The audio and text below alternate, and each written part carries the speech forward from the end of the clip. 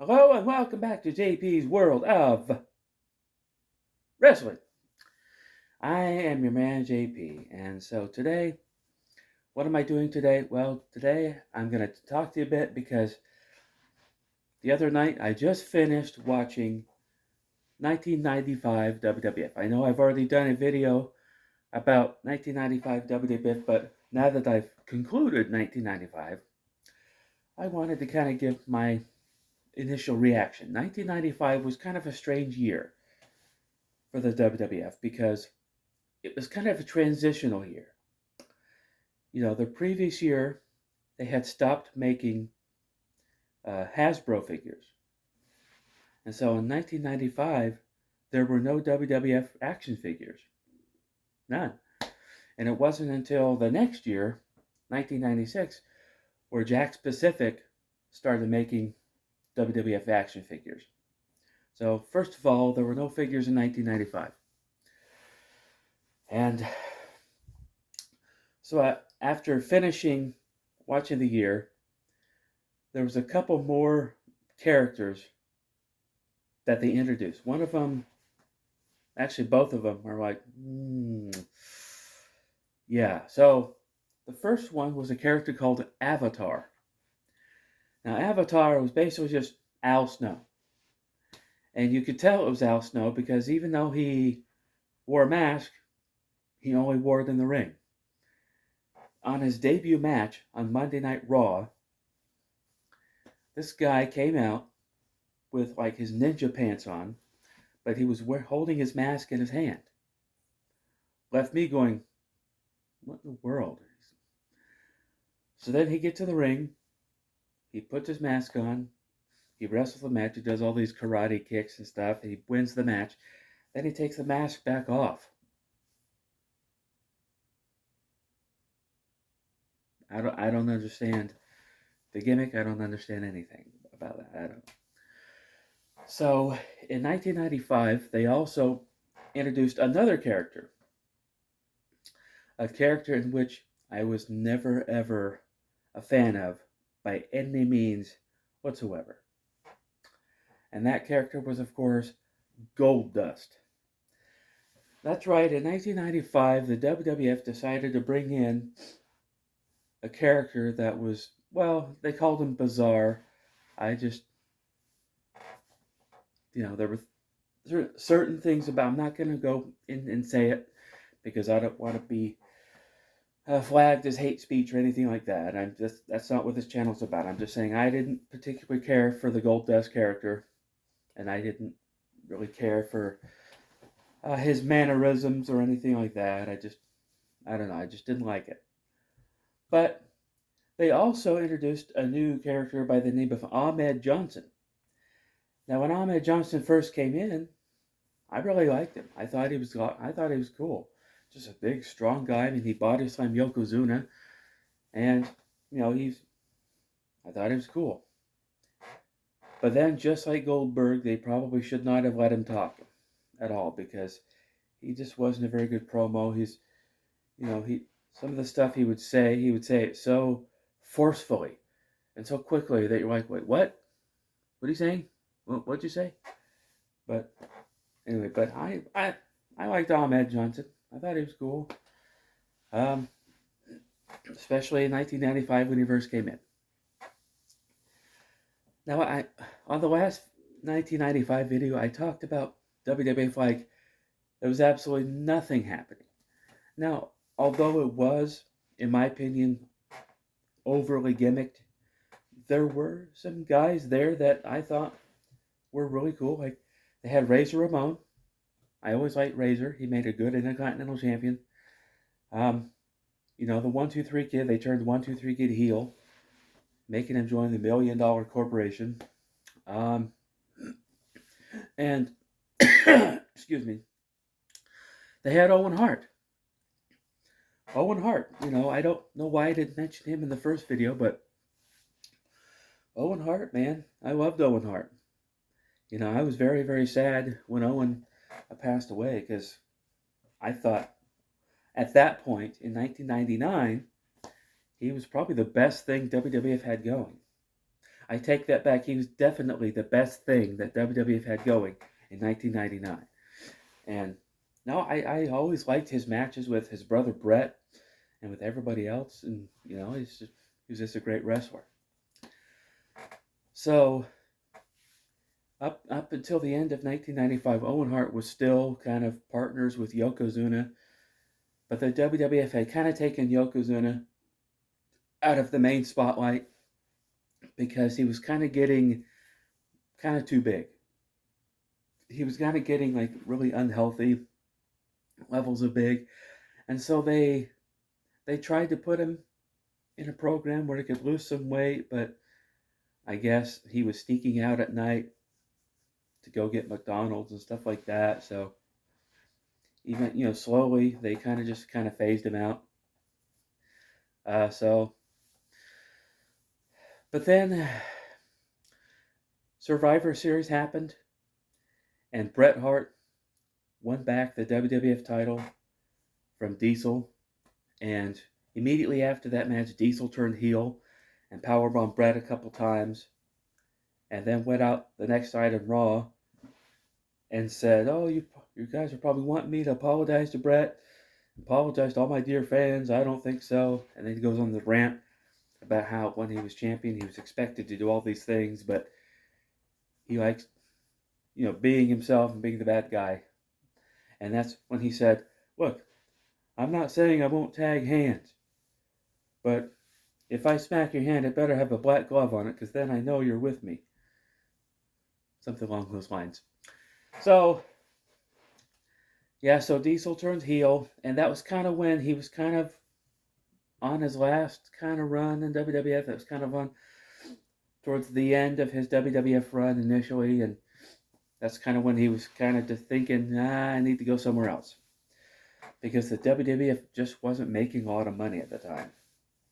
So, him and Razor both were kind of in that frame of mind, like, we got to feed our family and we got to make some more money. And there just wasn't the money there to be made. I mean, like I said, there were no action figures, so that there was no money coming in from action figures. And I mean, there was a couple of video games out. I mean, I think they had just come out with a Royal Rumble, or it might have been Monday Night Raw for Super Nintendo, Sega Genesis. And so actually at that point it was WrestleMania the arcade game. WrestleMania the arcade game had just came out, so they were making some money from that. Plus, WWF home videos. But I noticed that during the Monday Night Raw, they would have like segments where either Doc Hendricks or some other guy would pitch the latest merchandise that was available. And they're like, if you order now, we'll throw in a classic WWF videotape. So that could have meant anything. I don't know. But yeah, so at this point I have finished 1995. So at this point, Shawn Michaels, a couple weeks prior to the last Raw, collapsed in the ring. He was wrestling Owen Hart at the time, and he just kind of collapsed. They took him away on the stretcher. And then I think the next week, Todd Pettengill interviewed him, and then he kind of went off on Todd Pettengill.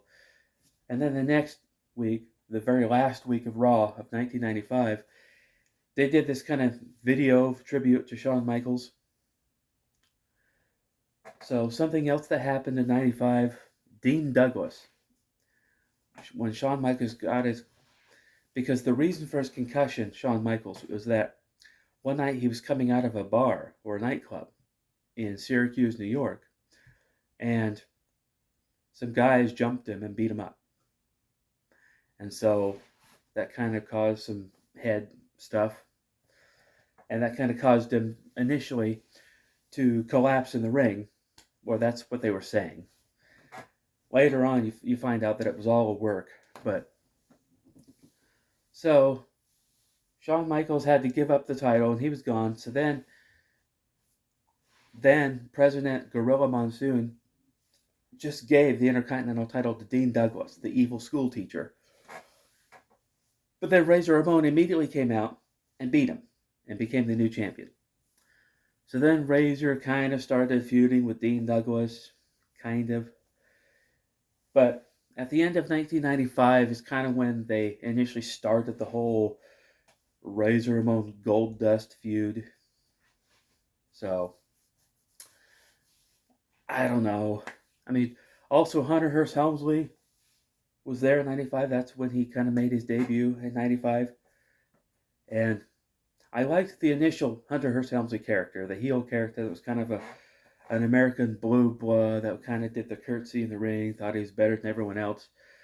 But then, like, the Attitude Era happened and he turned into Triple H and became, just whatever he is. And now, these days, I respect him as kind of an old school minded guy that tries to train wrestlers the right way. But then I think what happens is that, Vince McMahon kind of gets a hold of him and turns him into something that nobody wants to watch. But I mean, that's just me. I'm like, I've said on this channel, I'm not really into modern wrestling. More of an old school guy. I think that's why I like independent local wrestling shows, because they still have that kind of old school thing happening.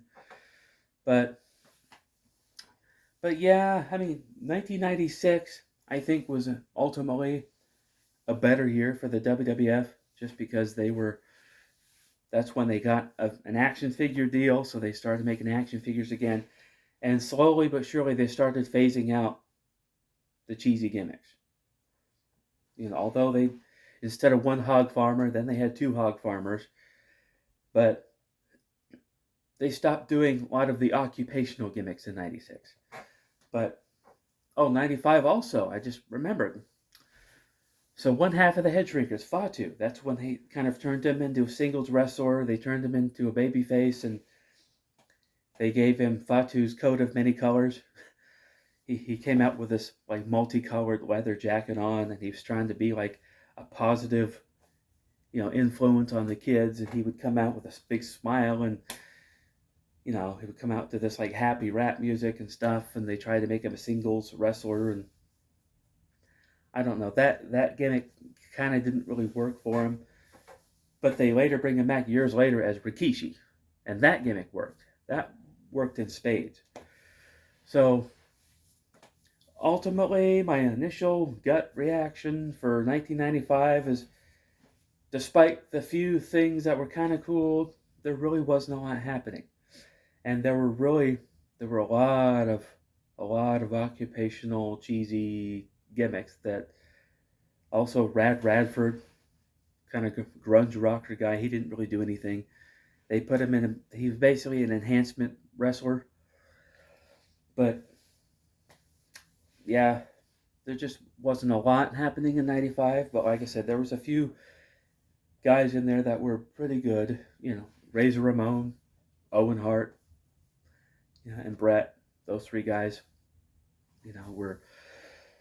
I liked them. So, but anyway, yeah, not a ton happening with 95. But 96 came after, and 96 was a little better. And then it got a little better until probably late 97. And then that's kind of when the Attitude Era started. And then that's kind of when I still watched, but was starting to kind of lose my flavor for the WWF. But in 1995, that's also when WCW Nitro started. That's when they started that whole thing. And if you watch Nitro in 95, I think it was infinitely better than Raw. Just because they didn't have a lot of these cheesy gimmicks. They were just wrestlers. They just brought in wrestlers. They brought in like some Lucha Libre style wrestlers and like Japan style wrestlers. Plus they just had like, that's, Hulk Hogan. And I think on the very first episode of Nitro was when Lex Luger made his debut. WWF didn't know that he had left the company, so he appeared on Raw. That's how WWF found out that, well, I guess Lex Luger's not here anymore. And I've heard several interview podcasts where guys like Bruce Pritchard talked about that day when they found out that Lex Luger was in WCW. So, and at that point, Lex Luger was kind of in WWF, but he didn't have an official contract, so he didn't really have any obligation there. So that's when he decided to go with WCW on their debut episode of Nitro at the Mall of America in Minnesota. But anyway, this was supposed to be about the WWF. So, yeah, Lex Luger had left the company. Bret Hart was trying to carry the torch, but he didn't get the title back until the end of '95. So, but throughout '95, Bret was feuding with, he feuded with Jerry Lawler, which was pretty entertaining, but also Lawler's evil dentist and an evil pirate and a ninja. It's just, they didn't give Bret decent opponents. Well, okay, he wrestled Bob Backlund, which was pretty good. That was kind of an old school match, but yeah, a lot of lesser opponents for Bret. So, anyway, that's my initial reaction after finishing WWF 1995. So that's going to conclude this video. And if you're new here, go ahead and like and subscribe. And I will see you next time.